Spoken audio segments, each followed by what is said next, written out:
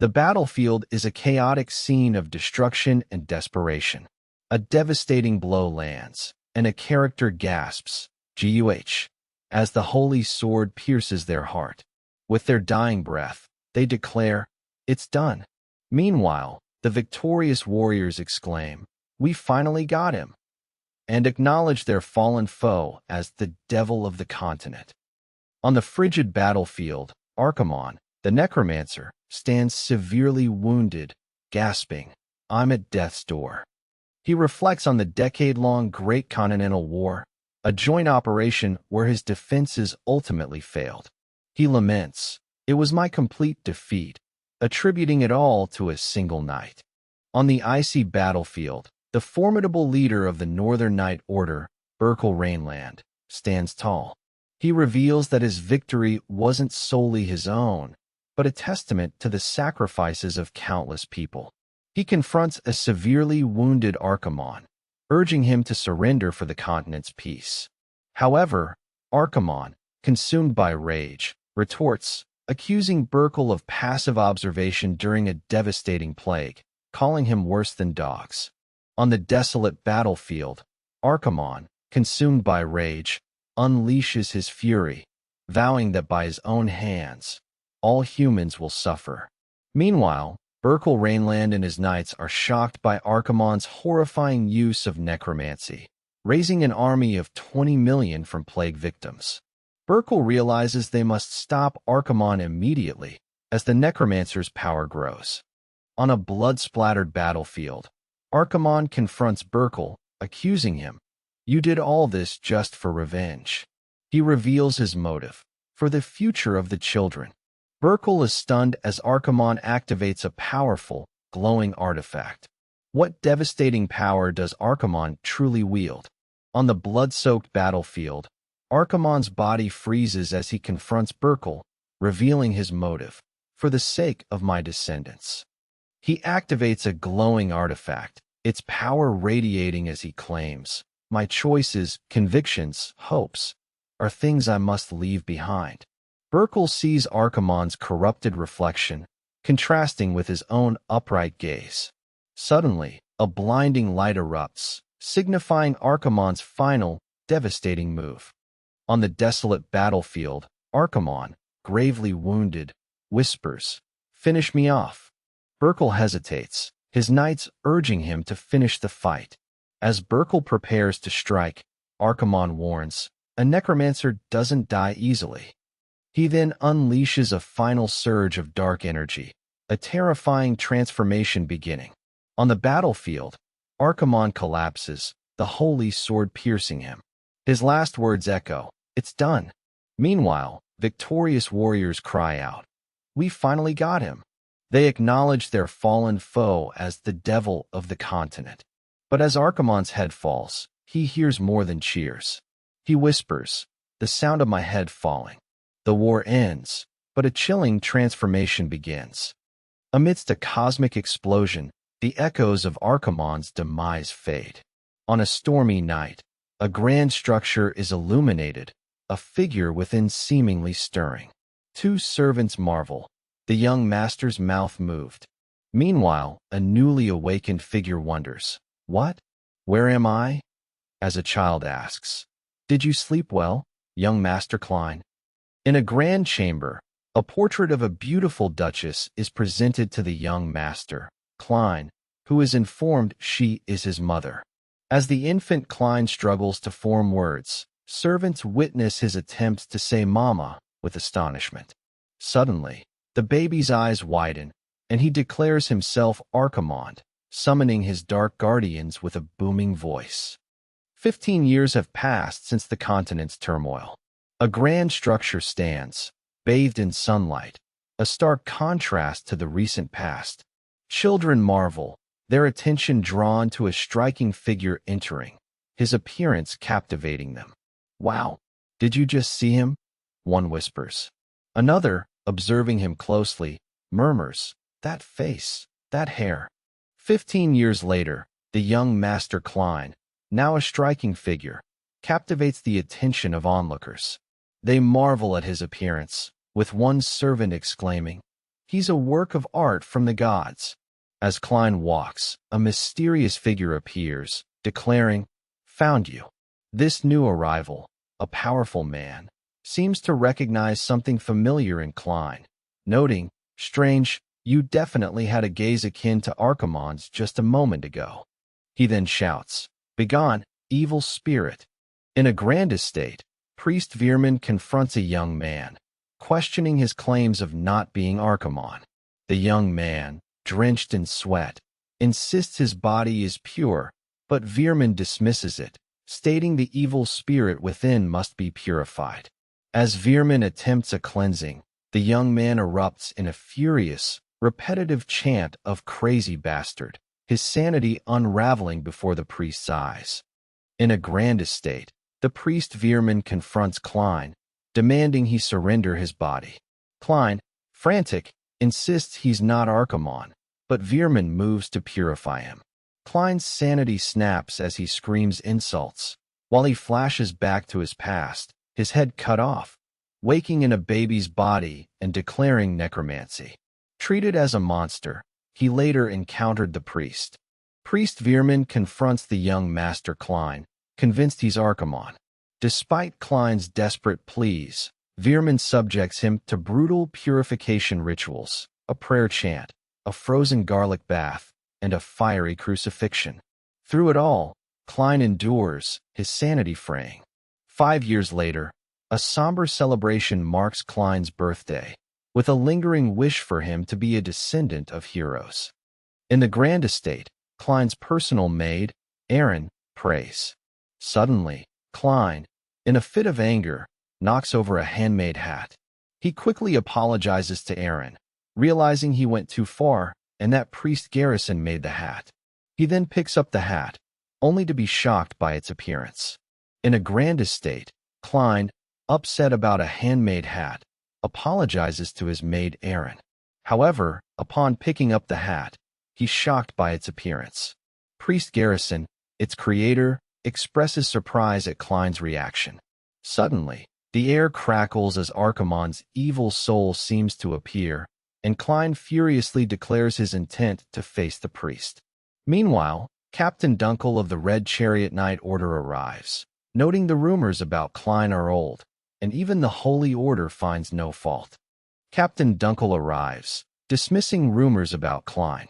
Meanwhile, 2 men discuss the young master, noting his political savviness and the possibility of something more. The scene shifts to Klein, who is informed about his next purification ritual on Friday, much to his outrage. He's told to keep your body and mind pure, but Klein is clearly losing it, yelling at a servant. In the grand estate, Klein is furious, exclaiming, "Aw, damn it," and questioning if a priest should be allowed to torture. A young maid offers him a towel, asking if he's truly not Archimond. Klein vehemently denies it, stating he hates the name. He laments his life under constant surveillance since Reincarnation, having been locked away for 7 years due to rumors. In a grand estate, a young maid inquires about the meaning of proxy. She learns it's a high-ranking title within the Holy Order, reserved for the exceptionally strong, excluding only the Duke of House Reinland. Meanwhile, Klein, seemingly amused, confirms his family's strength, leading to a question about the strongest Duke. Klein then reveals it's the 7th Duke. In a grand estate, Klein firmly declares the 1st Duke as the strongest, dismissing claims about his father. Servants discuss the young master's fondness for the 1st Duke's portrait, but Klein insists it's not admiration he feels. Meanwhile, a man notes the family's 200-year history, leading Klein to ponder his own identity as Archimond, the Necromancer. We see a series of portraits depicting past leaders, culminating in the 1st Duke, Berkel Reinland. Klein, now understanding his reincarnation, realizes he was reborn as the descendant of the very man who killed him, Archimond. This revelation shakes him to his core as he grapples with this devastating twist of fate. On the desolate battlefield, Archimond confronts Berkel, revealing his motive for the future of the children. As Archimond activates a powerful artifact, a blinding light erupts, signifying his final, devastating move. Moments later, Archimond collapses, the holy sword piercing him. As his head falls, he hears more than cheers, whispering, "The sound of my head falling." The war ends, but a chilling transformation begins. Amidst a cosmic explosion, a newly awakened figure wonders, "What? Where am I?" As a child asks, "Did you sleep well, young Master Klein?" Waking from a nightmare, Klein grapples with his past as Archimond. He recalls his defeat by Berkel Reinland and his shocking reincarnation as a descendant of his killer. Now, he's disturbed by a servant who hints at his past life, calling him young Master Klein and asking if he was dreaming of Archimond. Klein, still adjusting, dismisses the priest, Garrison, as a torturer. In a grand estate, Klein wakes from a disturbed sleep, only to be overheard by Aaron, who heard his sleep talking. He's shocked to hear himself shouting commands to destroy the continent, denying he ever said such things. Meanwhile, Butler Veerman arrives with news of an upcoming swordsmanship demonstration, while Priest Garrison notes Klein will need double the purification time. At the Grand Reinland estate, Klein is informed of an upcoming swordsmanship demonstration his father, the Duke, has requested him to attend. His maid, Erin, joyfully offers him a treat, much to the butler Veerman's mild disapproval. Klein, however, is puzzled by his father's sudden summons, as this is unprecedented. At the Grand Estate, Klein learns of the arrival of the Branch family. His maternal cousins, clearly mocking, jest about his supposed 7 years in a monastery and his supposed past as Archimond. They seem to relish in the rumors, calling him Lord Archimond. These distant relatives, from the northern and western branches, appear more interested in food than anything else. The scene shifts to a striking young woman, then to Klein being confronted by his maternal cousins. They mock his supposed past as Archimond, calling him Lord Archimond and sneering at his supposed 7 years in a monastery. Klein, unimpressed, dismisses them, noting he doesn't even remember their names. He then reflects that these relatives are acting loud because the Reinland family is falling apart, and their contempt for him, a direct descendant, says it all. In the midst of a sparring match, Delin is injured and enraged, shouting at his opponent. However, Dalton declares the match is over, ignoring Delin's pleas to continue. A mysterious figure observes the fight, noting that the hope for the Reinland family rests on one person, the eldest son, a prodigious genius, and the older half-brother. This revelation seems to trouble the observer. Inside the Reinland estate, a sparring match between Delin and an unnamed opponent turns violent. Delin, enraged, is stopped by Dalton, declaring the match over. Meanwhile, Klein, witnessing this, observes that his swordsmanship in this new body is different. As the fight escalates, Klein's eyes glow, and he declares, "I can see it," hinting at a new understanding of his abilities. During a sparring match, Delin is enraged and pushed to his limit. Witnessing this, Klein recognizes the Reinland family's secret technique and its meticulous footwork. Delin unleashes a powerful attack, the Meteor Sword, but it's clear his opponent is no match. The observer notes the Reinland hope rests on Klein, a prodigious genius and the eldest son. Dalton declares the duel over, as Delin's opponent lies defeated. Klein observes his own improved swordsmanship, recognizing the Reinland family's secret technique. The onlookers are impressed by the Meteor Sword technique, calling it a warning to the Branch family.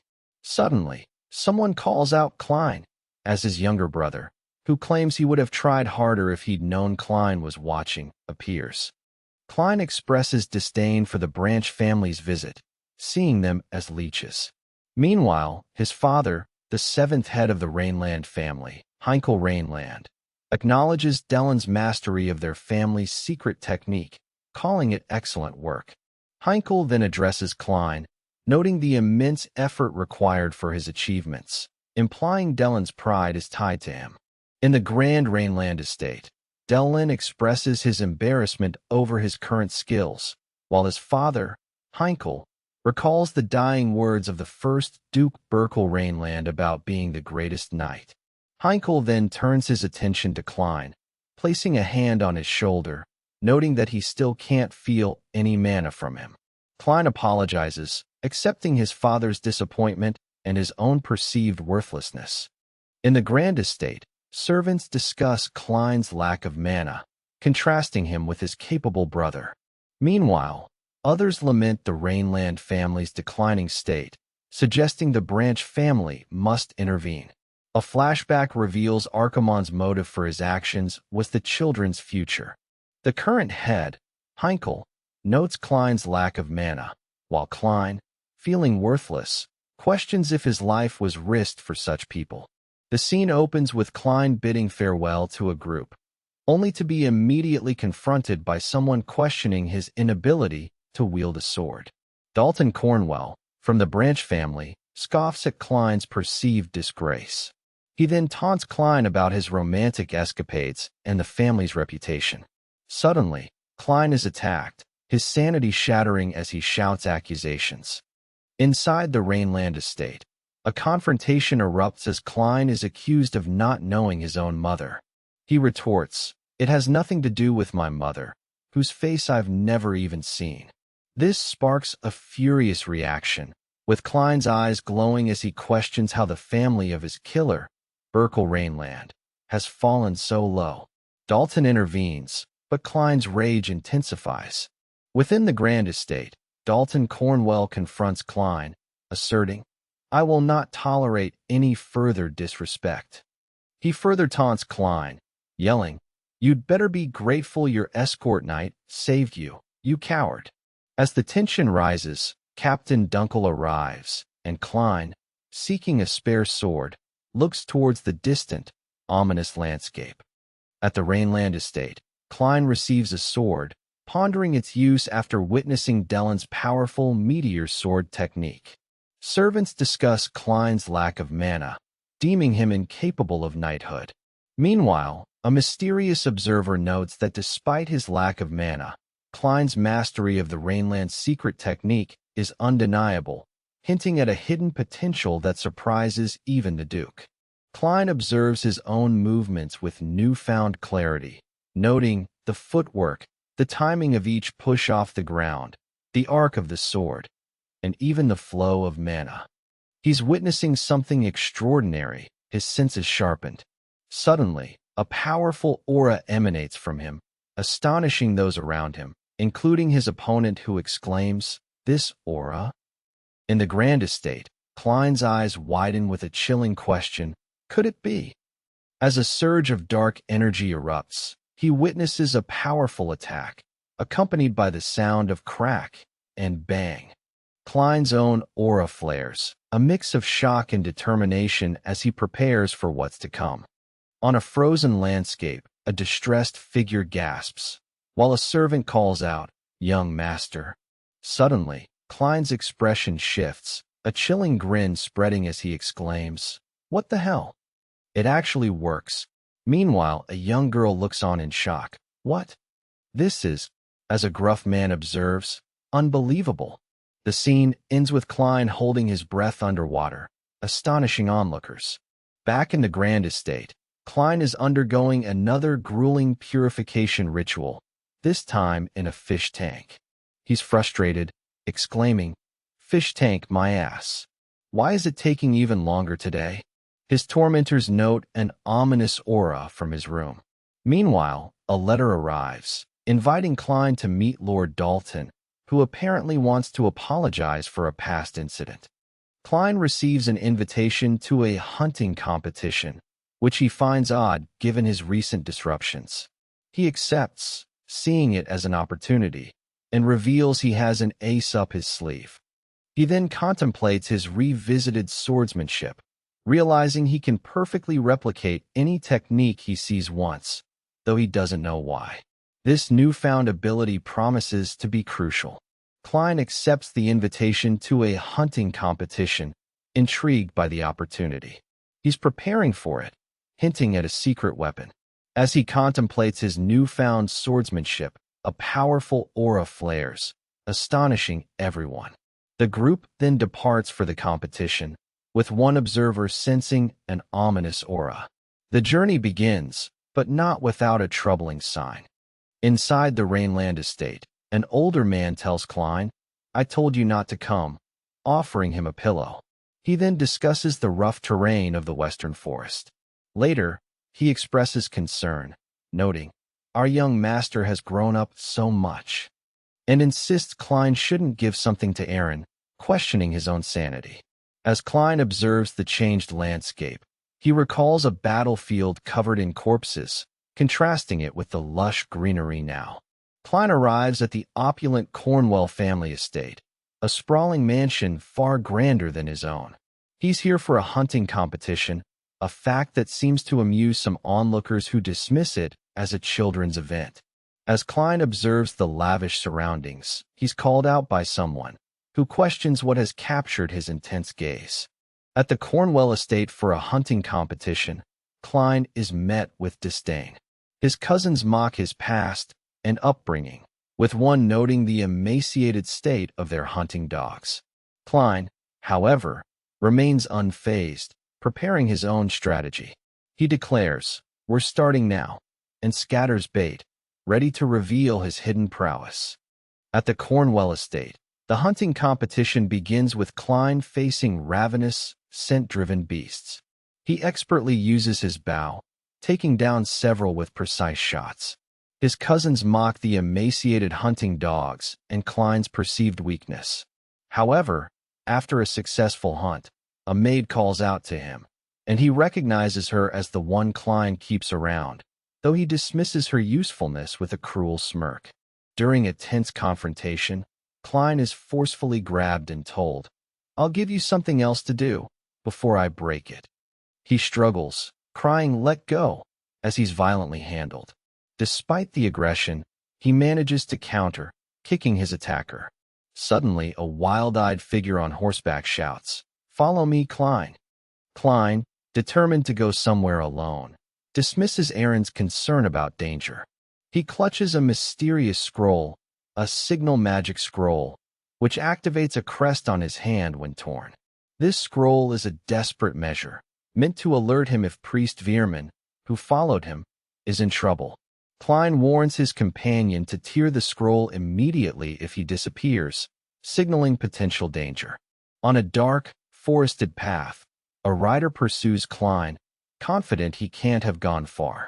Meanwhile, Klein's own pursuit is questioned by a taunting voice, asking, "Aren't you a little too late?" Suddenly, a fierce struggle unfolds as a sword clashes, followed by a gasp. Klein, witnessing the chaos, is confronted with the grim reality of the grand final of the hunting competition. On a desolate battlefield, a grim figure declares, "The last prey I'm going to kill is you." He taunts his opponent.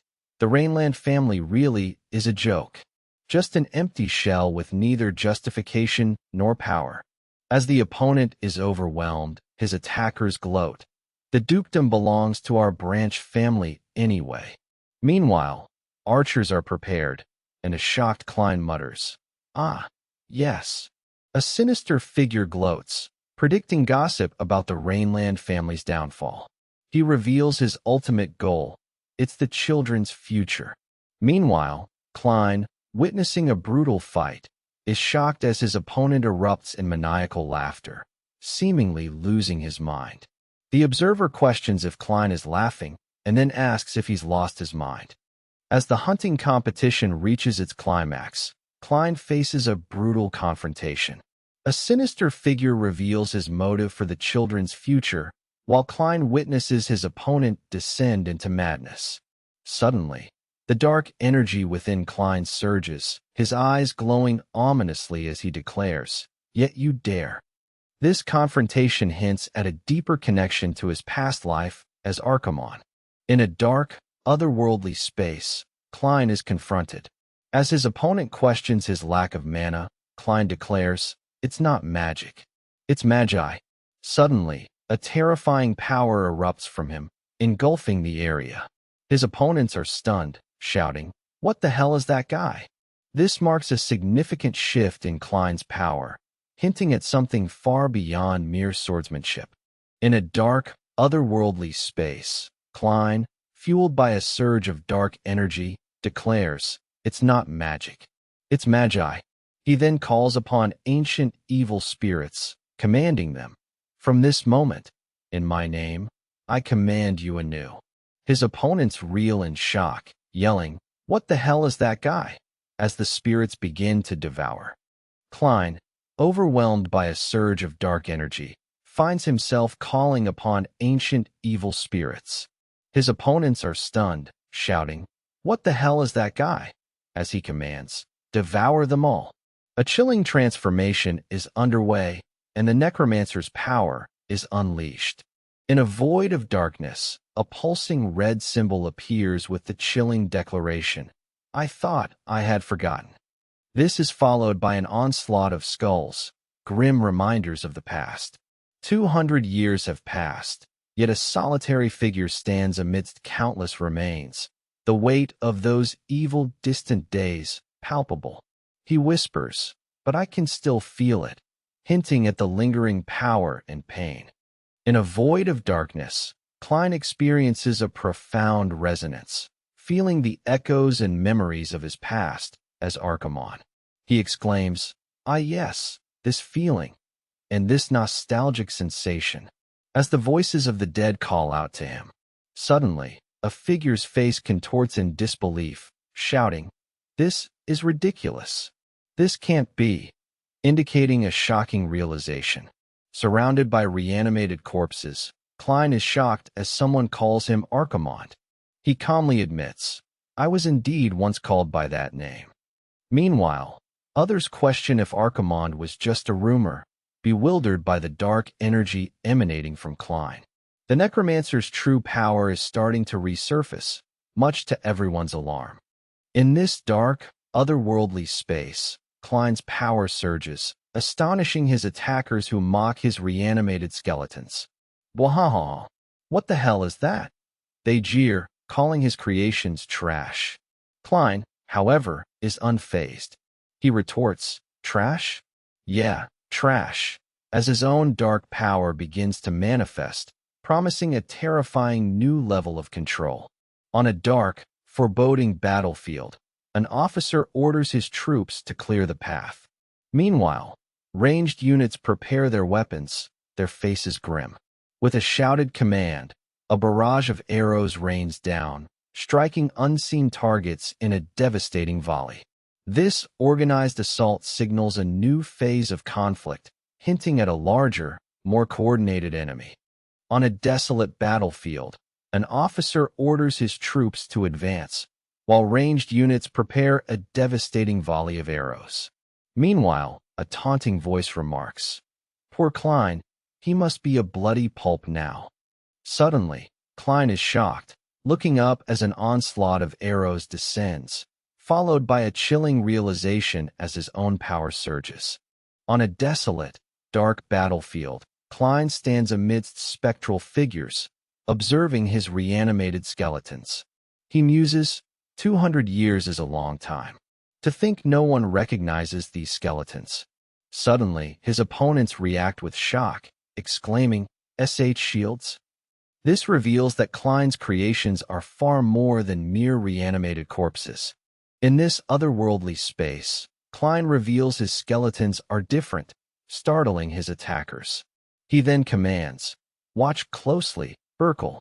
First, defensive formation, release." As he unleashes his forces, he declares, "The future of the North you protected by killing me. See how they get crushed by my hands. All forces, prepare to attack. Charge."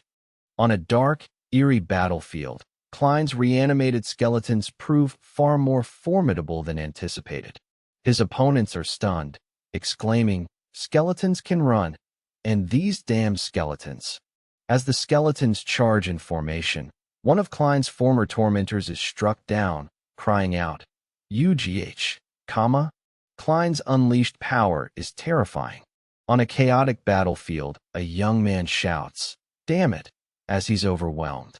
Orders are given to surround the enemy, and a chilling command of lock on targets precedes a devastating volley of arrows. As the arrows rain down, cries of UGH erupt from those caught in the attack. On a chaotic battlefield, soldiers cry out in pain as arrows rain down. Klein, witnessing this, exclaims, "These aren't the skeletons I know." He realizes the danger, urging everyone to drop their crossbows and switch to close-quarters combat. "Are you listening to me?" he shouts as he prepares to face the overwhelming onslaught. On the battlefield, the young Master Klein yells, "Damn undead bastards," as he fights. He exclaims, "Fwish," and it worked. Just like I thought, aim for the heads. But as he cuts off a creature's head, it astonishingly reanimates. Klein is shocked, realizing, "But didn't I tell you? My skeletons are different." On a dark, eerie battlefield, Klein's reanimated skeletons prove far more formidable than anticipated. His opponents are stunned, exclaiming, "Skeletons can run." As the skeletons charge in formation, one of Klein's former tormentors is struck down, crying out in pain. Spiritual bodies summoned with magi don't die easily, one observer notes, as Klein's unleashed power continues to terrify. "What the hell are these things?" someone gasps, witnessing the terrifying display. Surrounded by a horde of monstrous undead, Klein questions why they keep coming back. He admits that with his current body, 11 is his maximum, but then chillingly asks, "Shall we continue?" Meanwhile, his pursuers are in distress, crying out in fear as they're overwhelmed. The hunter has become the hunted, and Klein's dark power continues to grow, leaving his enemies in terror. In a grand setting, a servant recounts tales of Klein's time at the monastery, sparking laughter. Aaron passionately defends Klein, calling him wonderful, kind, and sweet, even sharing cookies. Meanwhile, a desperate plea, "Stop it, please," echoes as a brutal scene unfolds, showing a victim begging for mercy. Amidst a chaotic battle, a young maid fondly calls Klein the warmest person in the world. Suddenly, the scene shifts to a brutal fight where warriors cry out in pain. One is impaled, gasping, "ACKK," as another struggles, exclaiming, "Gwa." The fight intensifies with a desperate "damn it" and a sickening FWIP as someone is struck down, leaving them to mutter. On a chaotic battlefield, Klein, frustrated by his regenerating undead, shouts, "Damn bone bastards." He realizes he must stop them from regenerating. As he spots his target, he exclaims, "Right, that guy," and leaps, determined to take him down. He calls out, "Enough playing dead," as he prepares to strike, revealing his relentless pursuit. Amidst a fierce battle, Klein unleashes a powerful attack, shouting, "Die." He then declares, "I can see it," as a crackling purple energy surges from his eyes. Klein's newfound ability to perfectly recall any technique he witnesses is key. With the power of the eye, he realizes, "I can recall a technique once I've seen it." This explosive revelation marks a turning point in his power. During a fierce duel, Klein witnesses the meteor sword technique, recognizing it as the Reinland family's secret art. Dalton Conwell, his opponent, is shocked by Klein's intense gaze and the realization that his own power is being mirrored. As the fight escalates, Klein declares, "The judgment begins now," hinting at his newfound mastery and a reckoning for his tormentors. On a rain-slicked battlefield, a defeated warrior coughs, admitting, "You were right, Dalton." He laments how Archimond's creations lose power when the caster dies, a weakness that led to his defeat. Now, Klein, wielding the power of the Rainlands, embraces his destiny, stating, "The blood of my enemy has made me even stronger." He accepts his new body, declaring, "I can no longer turn away from it." On a desolate battlefield, a defeated Berkel Reinland gasps, "What do you mean by?" As his opponent declares, "Look forward to it, Berkel." Later, Klein, fueled by a fierce resolve, states, "This ruined family. I will rebuild it myself." He then finds himself in a terrifying darkness, questioning, "Where am I?" and feeling an unsettling sensation. In a stark, dark realm, a figure strapped to a chair awakens with a confused "HUH." He then questions, "What is this?" as a shadowy figure confirms, "You're awake." This place, he's told, is the afterlife created by Archimond, a place where souls arrive. The figure on the chair, revealed to be Dalton, recoils, whispering, "Archimond's afterlife." Archimond confirms, ominously stating, "In life, you, Dalton, starved and tortured dogs." Dalton Cornwell finds himself in Archimond's afterlife, shocked to be alive after Klein's sword. Klein, however, reveals Dalton is already dead, and this is simply his past life's karma returning. Klein's chilling declaration that he's returning Dalton's karma, and that this is the soul of the afterlife, leaves Dalton in disbelief and terror. Trapped in Archimond's afterlife, Dalton protests, but Klein dismisses his pleas, declaring it's time for Dalton to pay for his sins. As Archimond summons his spectral hounds, their glowing eyes and menacing growls fill the void. Dalton, utterly terrified, can only stare in disbelief as the beasts prepare to attack, their jaws snapping with chilling intent. In Archimond's twisted afterlife, Dalton Cornwell is tormented. Archimond reminds him of the lives he took, declaring this hell is Dalton's creation. Dalton cries out in agony as spectral hands drag him down, begging, Please." He's forced to confront his past sins, his screams echoing as his fate is sealed. Dalton Cornwell lies defeated and shocked, realizing he's in Archimond's afterlife. Klein, now fully embracing his power, reveals Dalton's sins have caught up to him. As spectral hounds emerge, Klein declares he'll repay Dalton for his requests, offering to break the curse binding him and grant freedom as a reward. This leads to a massive skeleton, empowered by dark energy, erupting from the ground. Klein finds himself in a desolate, ethereal space, questioning his existence and true death.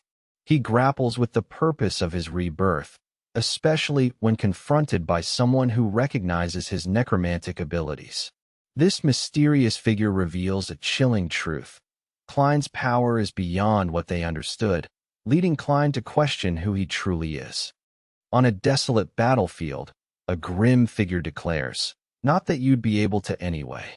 As a chilling revival art takes hold, controlling countless corpses, an observer exclaims, "That guy? He's a necromancer." The chilling realization dawns that while Dalton may have failed, these reanimated bodies will be put to grim use. On a majestic, mountainous landscape, Captain Dunkel dismisses a servant's comment about Klein's stories. He's more concerned, however, about a signal magic scroll found on Klein, noting it's odd for the young master to possess such an item. With 3 hours passed since Dalton entered the forest, Dunkel expresses a growing unease and decides he must go find Dalton himself, despite warnings that the hunting competition is still ongoing and he shouldn't leave his post. Back at the estate, Klein's escort knight, a stern figure, reveals his true purpose: to protect Klein. He warns the Cornwell escorts that he's the commander of the Reinland family's exclusive night order and will no longer stand by if they interfere. Meanwhile, Erin is told that Klein is taking longer than expected, and she should return to the mansion with the priest. Outside the estate, Klein's escorts are shocked when Priest Veerman leaves without a word, having had an ominous feeling. They realize it wasn't a coincidence and that something has happened to Klein. Meanwhile, Klein, having been warned to tear the signal magic scroll if he disappeared, realizes the danger is imminent and rips it, signaling trouble.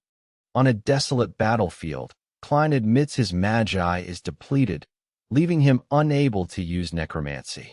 He knows he won't last long in this state. Meanwhile, a group of figures commands their forces to move and eliminate Klein.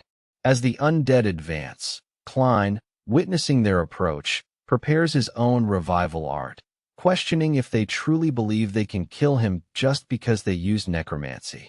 On a dark battlefield, Klein's fist, marked with a crescent moon symbol, slams down with a guttural GROAR. In a visceral clash, a figure is brutally attacked, their face contorted in pain. Klein, eyes glowing purple, declares, "You're fucked now, you bastard." Another figure, shrouded in a dark cloak, gasps in disbelief. "What?" as a blinding energy erupts.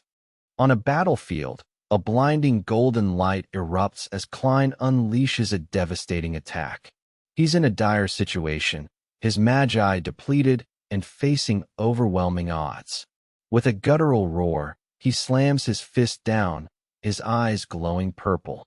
Klein declares, "You're fucked now, you bastard," as a shadowy figure gasps, "What?" The light intensifies, hinting at a desperate power-up. The battlefield erupts in a blinding flash of energy, throwing soldiers and debris everywhere. Amidst the chaos, a masked figure appears, addressing someone as young Master Klein. Suddenly, Klein, looking bewildered, questions, "Who are you?" The figure reveals themselves as a proxy of the Holy Order, "Because I am here," hinting at a new player entering the fray. The battlefield is in turmoil as Priest Veerman moves out, and a masked figure appears, calling for young Master Klein. This mysterious individual, a proxy of the Holy Order, reveals they are here because of Klein's presence. The narrative then shifts to introduce the proxies, described as three human weapons who absolutely executed the Pope's commands, wielding holy artifacts. On a chaotic battlefield, a blinding golden light erupts from Klein as he unleashes a devastating power, his eyes glowing purple. A masked figure, a proxy of the Holy Order, arrives, questioning Klein, "Who are you?" This figure, described as a weapon of the Pope, boasts of their strength, while Klein, seemingly regaining composure, prepares for the next confrontation, hinting at the arrival of the proxies. On a dark, chaotic battlefield, Archimond's reign of terror ends as the holy sword pierces his heart. He whispers, "It's done," while his triumphant foes exclaim, "We finally got him."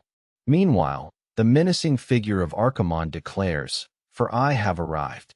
His arrival signals a new, dark chapter as his power begins to manifest, leaving those around him in disbelief.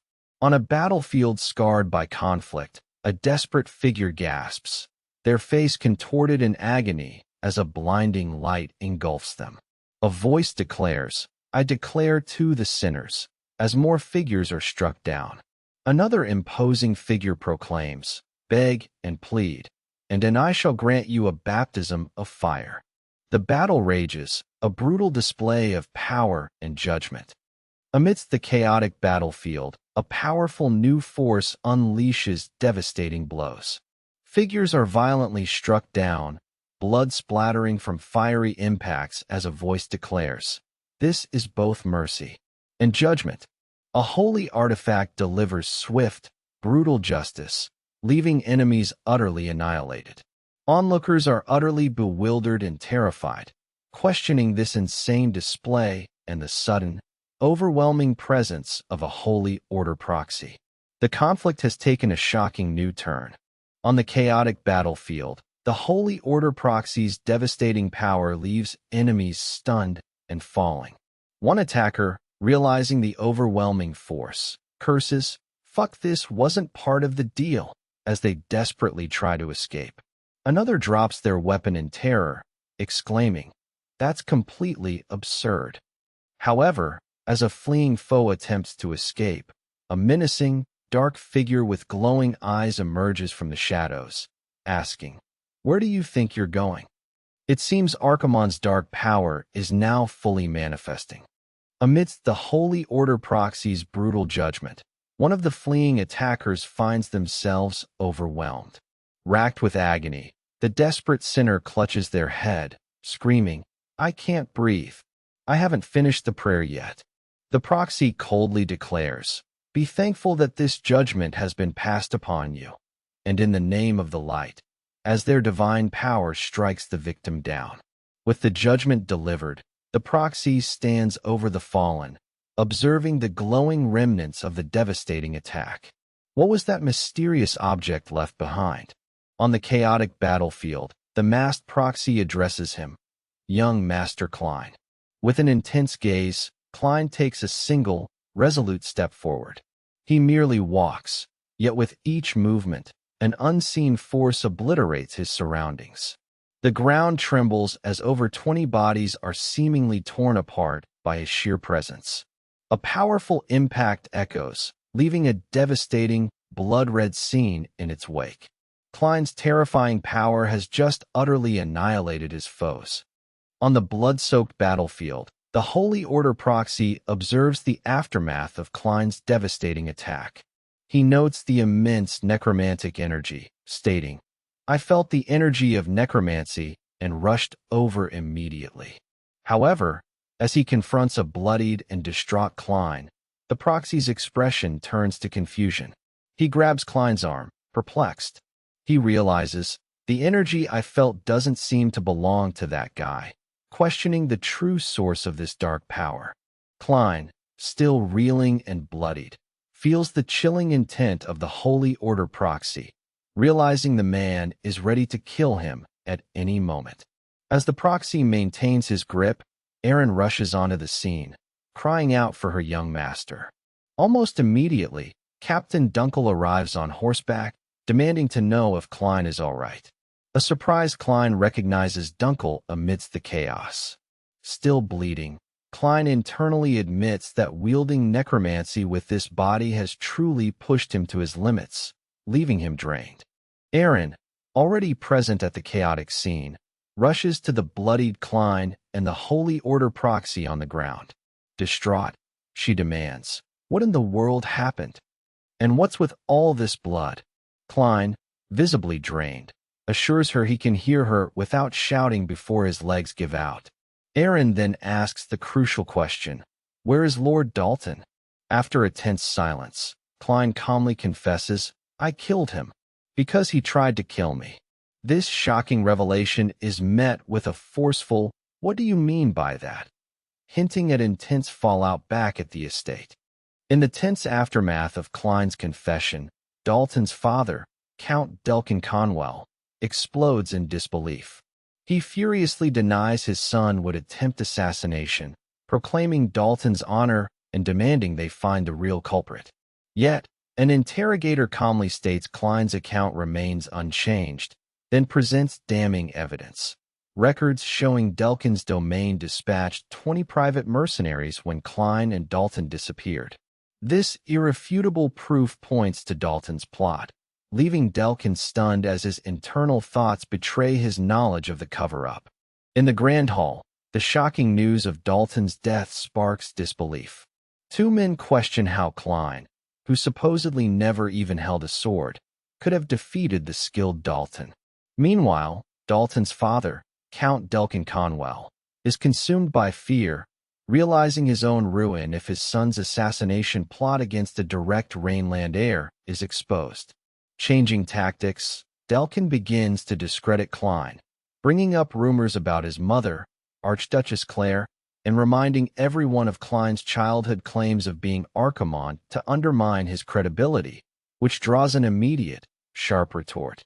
Count Delkin Conwell rages, accusing Klein of lacking swordsmanship and hiring someone to kill Dalton, then fabricating a story to blame his son.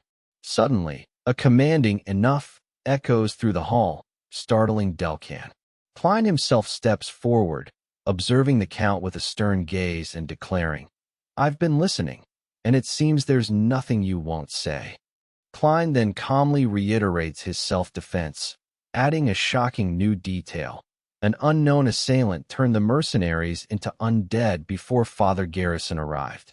Delkin furiously calls it a lie, but Klein challenges his disbelief. As Delkin Conwell reels, Klein, with glowing red eyes, chillingly confirms, "And the fact that I am Archimond is true?" He internally vows to rebuild the Reinland family with his own hands, declaring he won't let it be dirted by other vermin after Dalton's death. Just as he targets the Branch family, a knock sounds. A powerful new figure, Leia, commander of the Blue Holy Spear Knights, makes a grand entrance, apologizing for her tardiness. Her dramatic arrival promises a significant shift in the unfolding drama. In the Grand Hall, Klein is visibly surprised by Leia's unexpected presence, wondering why she's here for a swordsmanship demonstration. A servant voices this confusion, asking if the incident has nothing to do with her family. Klein's father, Berkel Reinland, clarifies that he permitted her attendance, explaining that Dalton's past mission in Leia's Night Order grants her the right to be present.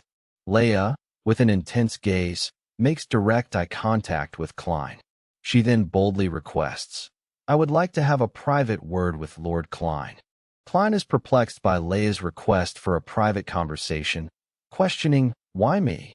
His father, Heinkel, grants permission but insists he doesn't take too long.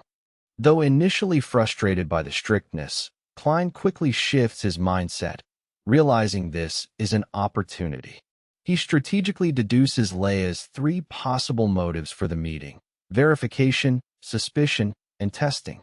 With this newfound clarity, Klein calmly acknowledges, "Understood, father," and prepares to meet Leia, who watches him with an intense gaze.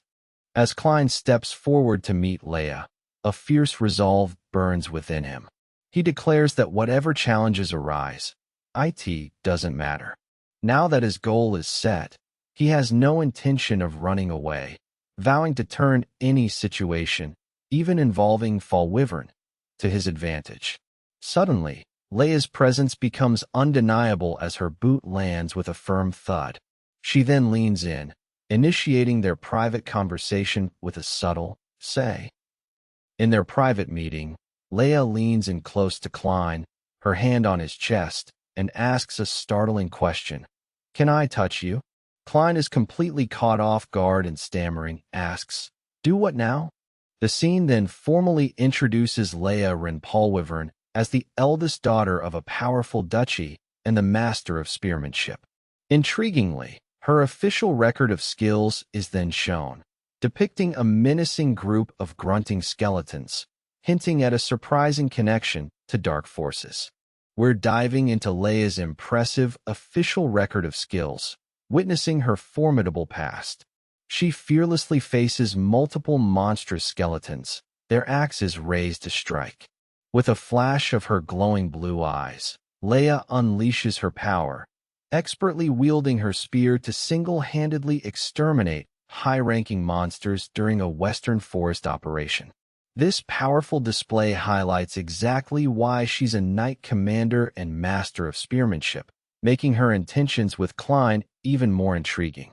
Their private conversation begins with Leia's bluntness, as she tells Klein to hurry and follow, adding they shouldn't act friendly. She then asserts they aren't real family, despite Heinkel's prior explanation of their familial ties. Klein internally processes this, realizing their lack of biological connection. Leia then shifts, declaring her next action is from my personal curiosity.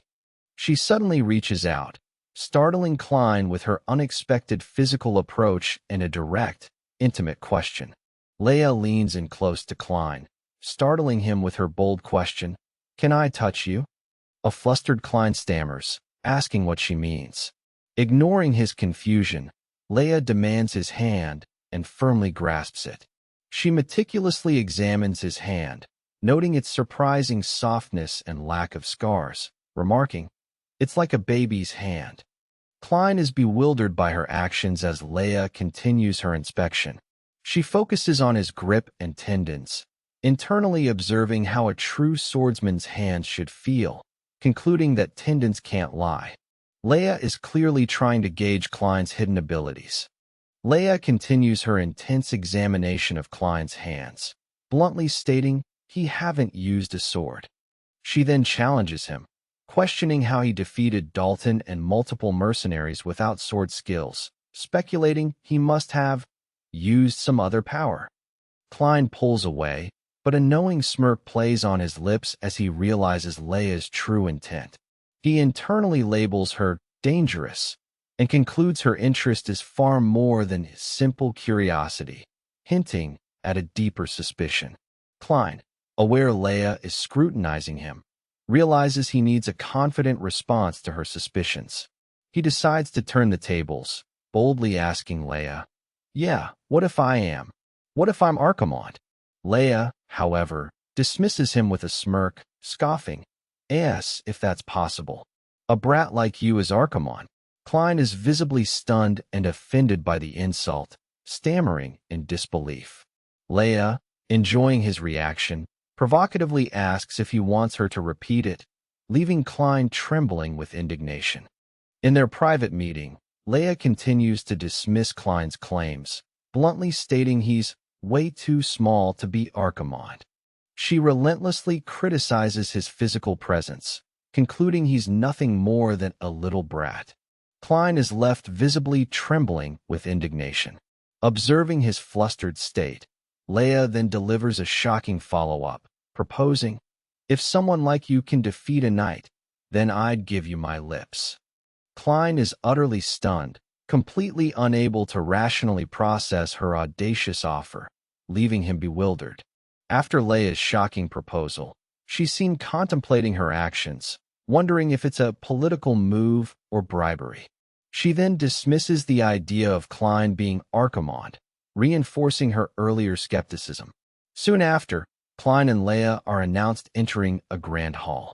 Klein internally admits his complacency, reflecting on his reputation as the nuisance second son held by the Holy Order for 7 years. He acknowledges it's natural for people not to believe his self-defense claim regarding Dalton. As he enters, another figure addresses him, hinting at the difficult confrontation ahead. Back in the Grand Hall, Heinkel questions Klein and Leia about their private discussion. Before Leia can answer, Klein dramatically draws his sword with a sharp shunk, striking a powerful stance that visibly shocks both her and Heinkel. He then turns his intense gaze toward Count Delkin Conwell, declaring, "Delkin Conwell, I just have to prove it myself." Klein boldly proposes they settle the matter the northern way, challenging Delkin to a direct trial by combat, asserting his intent to clear his name. In the Grand Hall, Klein's challenge of a trial by combat leaves everyone stunned, especially Delkin Conwell, who questions the suddenness. Klein explains that this ancient northern method allows for a duel to determine the verdict when truth is elusive. He reminds Delkin that despite evidence, he tried to frame Klein and insulted his mother. Then, with a chilling declaration, Klein asserts, "I bear the name Klein, but my true identity is Archimond," adding he holds no particular feelings for his current mother.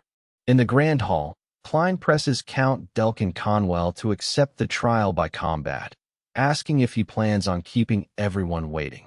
Amidst murmurs about the ancient tradition, the 7th Duke, Berkel Reinland, formally decrees that the duel's outcome will now decide everything, rendering all prior evidence void.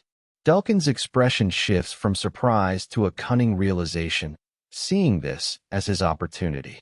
Overhearing concerns about Klein's lack of mana, Delkin sinisterly vows, "I'll have you killed, you little brat," planning to send a proxy. With a chilling smirk, Klein defiantly proclaims, "It doesn't matter. You'll just have to watch how I butchered Dalton," before telling his opponent to go to hell. Count Delkin accepts the challenge, announcing the trial by combat will take place in 4 days. As the trial by combat looms, Delkin urgently warns Klein, "You could die," and offers to step in as his champion, reminding him of their father's strength and Klein's position as successor. However, Klein calmly dismisses his brother's concerns, replying, "Not needed." With a stern gaze, Klein tells Delkin to wake up, brother, acknowledging the frustration of being an heir unable to act. Despite Delkin's fears about giving their enemies a legal opportunity, Klein remains resolute, ready to face the challenge himself. Klein stands firm, explaining to Delin that changing his reputation is absolutely necessary, and he won't yield to him. Delin, in a poignant flashback, remembers the joy of Klein's birth, seeing his new baby brother as an angel. He emphasizes that their bond transcends having different mothers. Returning to the present, Delin's frustration boils over. He confronts Klein, exclaiming how he lost you to the Holy Order waiting 7 long years. And now what? A trial by combat. He then firmly grabs Klein, urging him to listen carefully. This heartfelt plea reveals Delin's deep concern. Amidst Delin's visible distress, Klein observes him. Then a servant approaches with an urgent announcement. Apologizing for the interruption, the servant reveals that Count Conwell has designated his champion for the trial.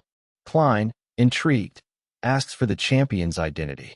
The servant gravely states, his name is Randall, describing him as an excommunicated knight from the Empire, renowned in battle. The scene then dramatically cuts, hinting at the unsettling reason for Randall's excommunication, as a fierce roar echoes, leaving us to wonder about this formidable opponent. The scene shifts to a gruesome sight, as blood is poured into a bucket, hinting at a terrifying ritual. An intense, uncontrollable bloodlust fills the air, revealing a horrific aftermath of carnage. A massive, bloodied figure, likely Randall, grunts amidst the devastation. He then ritualistically drinks from a small wooden bucket, the dark liquid dripping down his chin with a chilling glug. With a final gulp, Randall's eyes gleam, focusing on his upcoming target. He ominously muses, the young master of Reinland, his intent now clearly set on Klein. Randall's blood-soaked face dominates the frame, a grim drop of blood tracing a path down his chin. He issues a chilling warning, declaring, "It's been a while since I've heard the screams of a little boy." The scene then shifts to Klein, whose resolute gaze meets the implicit threat head-on, a clear determination etched in his expression. The tension is palpable as the stage is now officially set for their brutal confrontation. The next episode promises the intense trial by combat, where Klein must face this formidable, bloodthirsty opponent and prove his worth.